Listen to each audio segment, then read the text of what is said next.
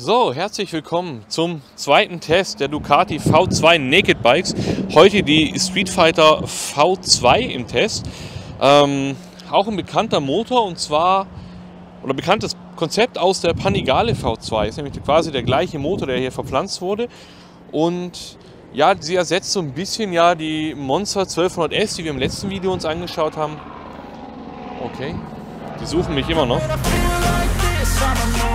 Ja, die neue Monster 110 PS, die letzte große, die R 160 und die jetzt hier mit 153 PS angegeben. Das ist jetzt aber alles ganz anders als die anderen Bikes. Die Vergleiche ziehen wir jetzt demnächst ja eh noch in einem anderen Video. Die ersten Eindrücke von diesem Motorrad. Man sitzt gefühlt noch einen Ticken weiter oben, aber sofort, man merkt es sofort, sportlicher, passt mal auf, und hopp, richtig schön Platz, um nach hinten zu rutschen. Knie werden super aufgenommen. Mal langsam warm fahren. Aber auch hier keine, in Anführungszeichen, typische Ducati-Position. Man sitzt auch hier ziemlich kompakt, ehrlich gesagt. Und ich bleibe jetzt schon im Stiefel irgendwo hängen da unten. Man sitzt relativ kompakt. Ich komme gut an den Lenker, auch hier. Aber noch einen Ticken weiter nach vorne geneigt. Man sitzt ähnlich bei der Monster ein bisschen besser integriert, was für Legen und Touren und so ein bisschen angenehmer ist. Hier sitzt man direkt ein bisschen sportlicher, aber Kniewinkel ist spitze auf jeden Fall, aber ist noch angenehm. Integration in den Tank, mit nach hinten rutschen. So, und jetzt muss man sagen, Ducati ist perfekt. 1,81 lange Beine und da wäre noch Platz für mehr Bein und für weniger Bein. Also das mit der Tankform, in der Optik, wirklich unfassbar gut gelöst. Es ist kein klassisches Naked Bike. Warum? Der Motor ist aus der Panigale V2 entnommen und genauso fühlt er sich auch an, was jetzt prinzipiell erstmal nicht schlecht ist. Aber er ist halt auf ein relativ hohes Drehzahlband ausgelegt. Bedeutet, er hat halt diesen Punch aus dem Drehzahlkeller, wie ihn die 12S hat dieses Motorrad halt nicht. Und ganz ehrlich, der richtige Punch, wir können uns auch hier das Leistungsdiagramm nochmal angucken, so ab 7000. Da fängt das Ding an, wirklich zornig zu werden. Bis dahin geht so, ehrlich gesagt. Fühlt sich, um darauf vorne wegzugreifen, die neuen Monster tatsächlich stärker an.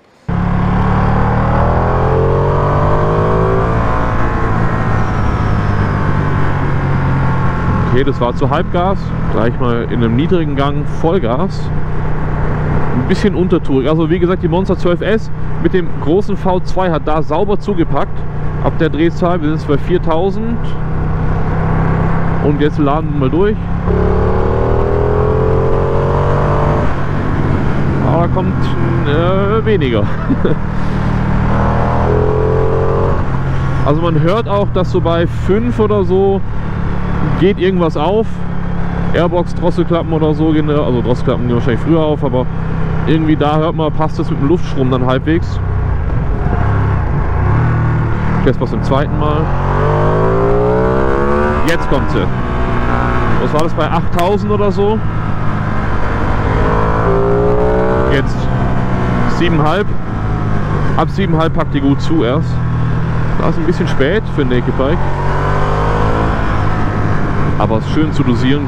Sehr, sehr gutes Ride-by-Wire.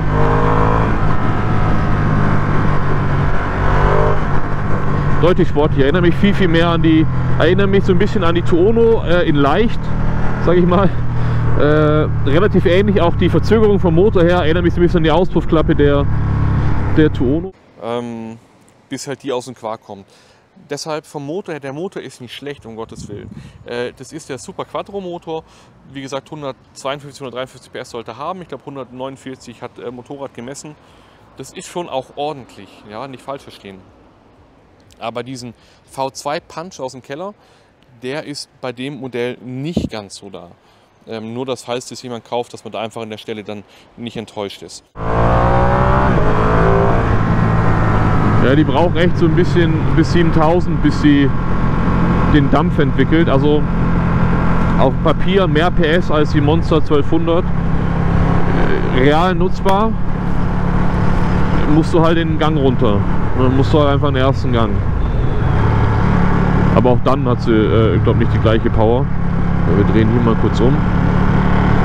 Hannes und der Bürgermeister wird hier gedreht, falls jemand alt genug ist, um das anzuschauen.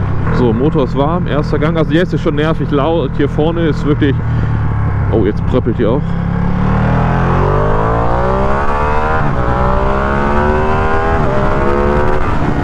Ja, also die geht schon gut. Die dreht schön hoch. Die dreht leichtgängig hoch. Auch das Fahrwerk, also auch hier sitzt man von der Sitzposition her sehr gut drauf. Auch hier nochmal, ich bin 1,81 Meter. Auch hier komme ich gut an Lenker.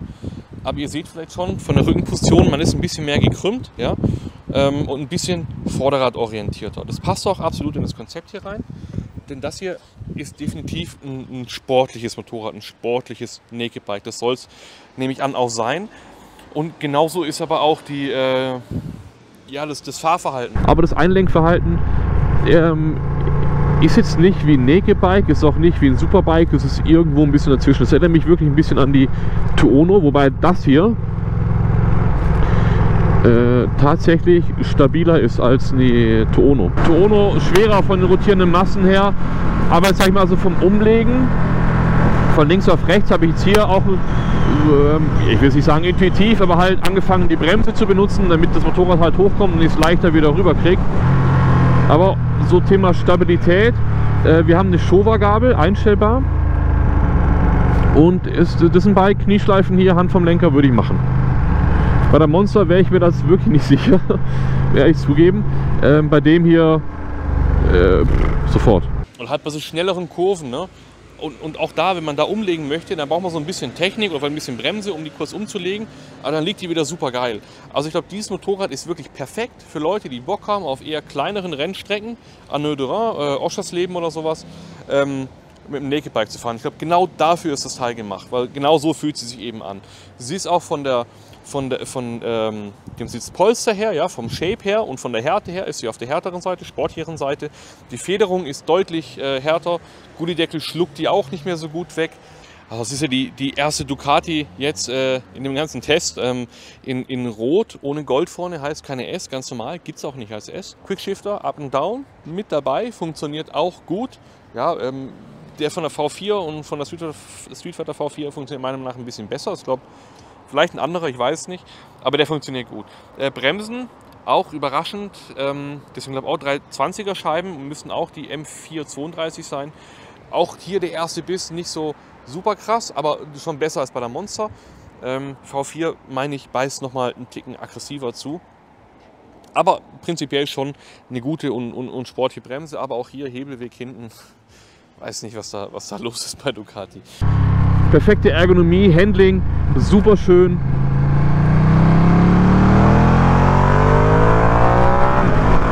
Wenn der Motor einen Ticken mehr Druck hätte oder der Motor der Monster 12S hier rein, bam, hast du alles gewonnen, was du gewinnen kannst.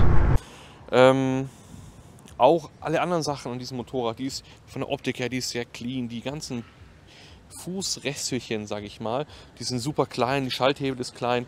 Das ist schon alles wirklich stark auf Sport getrimmt, von vorne bis hinten, und das macht Ducati in dem Fall auch einfach freaking konsequent. Ja, das muss man einfach wissen, dass sie eben diesen Punch aus dem Keller so nicht hat. Genau, und das Fahrwerk sich eben halt auch nicht so super spielerisch anfühlt. Klar, die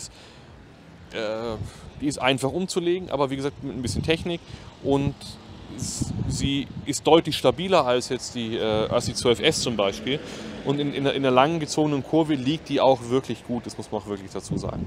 Aber wie gesagt, Alltagsnutzen wäre so der nächste Punkt, muss sie halt ein paar Federn lassen. Auch Ducati typisch werden hier meine Testikel gerade ein bisschen warm, also gerade hier in dem Bereich hier, was ist Rückseite Oberschenkel, kurz vor Bobbes, da wird es langsam ein bisschen warm. Aber das ist halt ein italienisches Heißblut, das gehört an der Stelle wohl dazu. Ansonsten Optik und Design, ja, die gefällt einem oder gefällt einem nicht. Ich finde die natürlich granatenmäßig gut. Das Einzige, wo ich, sag ich mal, qualitätstechnisch jetzt ein bisschen enttäuscht bin, ist der Seitenständer. Der hat so komisch, der ist, ich glaube, der ist ja gegossen, ich weiß nicht, der klappert einfach so. Und der Frontfender, den würde ich auf jeden Fall gegen Carbon austauschen. Dann ist es auch wieder so Ducati, wie man die haben möchte. Winglets gibt es auch dazu, wer den V4-Look haben möchte. Also da muss man sich keine Sorgen machen. Wie gesagt, ist eine vollwertige Ducati, die macht auch absolut Laune. Genau, vom Preis her, glaube ich, so rund 18.000 Euro. Ist eine Menge Holz für ein Moped, aber es ist, wie es ist. Und genau, also wer Bock hat auf sowas und selbst mal Probe fahren will, eine von den dreien, gerne beim Limbecher vorbeikommen und mal nachfragen. Also gerade mit der V2 ist glaube ich, immer irgendeine da, die man fahren könnte. Und genau, das war jetzt Video 2 aus der Videoreihe. Das heißt, morgen geht es weiter mit der aktuellen Monster 937 Kubik, 111 PS. Die ist morgen an der Reihe. Und am Tag drauf dann, wie gesagt, gibt es den Vergleich von allen dreien Bikes, welches jetzt das beste Naked Bike mit V2 aktuell von Ducati ist. An der Stelle vielen Dank fürs Schauen und ansonsten bis zum nächsten Video.